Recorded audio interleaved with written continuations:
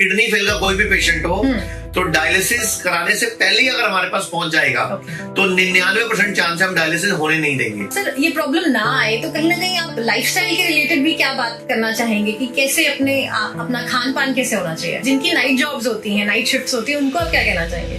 उनको लगातार night shift नहीं करनी चाहिए। अगर किडनी फेलियर है, मतलब मैं सिर्फ एक डिटॉक्स नहीं बात कर रही, फेलियर ही है, और लिवर में भी आजकल तो फैटी लिवर और लिवर डिटॉक्स की बहुत सारी दवाइयां चली हुई हैं, तो आयुर्वेदा कैसे उसे ठीक कर सकता है?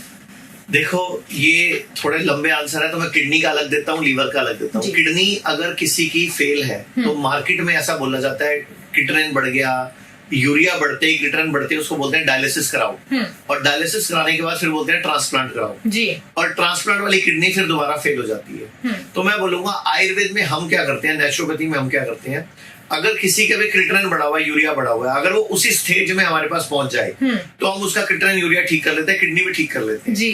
एक स्कैन होता है जिसको बोलते हैं DTPA स्कैन। पहली बात तो हर पेशेंट को, किडनी पेशेंट को DTPA स्कैन कराना चाहिए। एक रीनोग्राम है, किडनी का टेस्ट है, उससे पता लगता है लेफ्ट किडनी कितना काम कर रही है, राइट किडनी कितना काम कर रही है, इनके साइजेस क्या है, और ये 1 मिनट में कितने ml खून साफ कर रही है। एक स्वस्थ किडनी का 1 मिनट में 100 ml से 120 ml खून साफ करना होता है, लेकिन फेलियर तब कहते हैं जब वो 10 ml 15 ml करने लग जाए।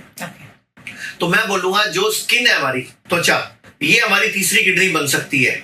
तो हम हमारे हॉस्पिटल में गर्म पानी की थेरेपी करते हैं, एक गर्म पानी का टब भर के उसमें बिठाते हैं जिसमें पसीना निकलता है, और जो किडनी का काम है वो स्किन करने लग जाती है। अच्छा जी। और हीट शॉक प्रोटीन के पैदा होने से वो जो किडनी मर गई, सूख गई, खराब हो गई, वो भी धीरे धीरे दोबारा रिजेनरेट होनी शुरू हो जाती है। अमेरिकन रिसर्चेज हो चुकी है, इजराइल में हो चुकी है, लंदन में हो चुकी है, कई कंट्रीज में रिसर्च हो चुकी है कि kidney are capable of regeneration, और किडनी अपने आप को रीजनरेट करने के काबिल है। और हमारी बॉडी बहुत इंटेलिजेंट है, हमारी बॉडी भगवान की बनाई हुई है, ये इंसान ने नहीं बनाई, इंसान ने सिर्फ पैदा किया है, माध्यम बना है, लेकिन करता धरता ऊपर वाला है। तो ये बॉडी बहुत पावरफुल है, इसको रिजेनरेट कर सकता है। तो किडनी फेल का कोई भी पेशेंट हो तो डायलिसिस कराने से पहले ही अगर हमारे पास पहुंच जाएगा तो 99% चांस है हम डायलिसिस होने नहीं देंगे। लेकिन अगर ट्रांसप्लांट की नौबत आ चुकी है तो 50-60% चांस है हम उसको रिकवर कर लेंगे, लेकिन वक्त रहते आना पड़ेगा। बिल्कुल। और सर ये प्रॉब्लम ना आए तो कहीं ना कहीं आप लाइफस्टाइल के रिलेटेड भी क्या बात करना चाहेंगे कि कैसे अपना खान पान कैसे होना चाहिए? देखो किसी को भी सूरज डूबने के बाद खाना नहीं खाना चाहिए।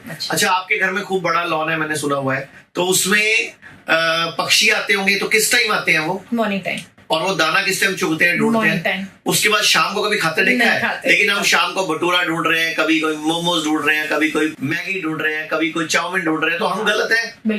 तो सूरज डूबने के बाद खाना दुनिया का कोई जानवर नहीं खाता, लेकिन एक इंसान ही एक ऐसा जानवर है रात को 2 बजे भी, शाम को 4 बजे भी, रात को फ्रिज खोल के भी केक खाता मिलता है कई बार कि वो भूख लग पीसी। तो ये हमारे घरों में जो हमारे दादा परदादा भी थे ना, सुबह खाते थे सीधा शाम को खाते थे, 2 वक्त के भोजन का रिवाज था।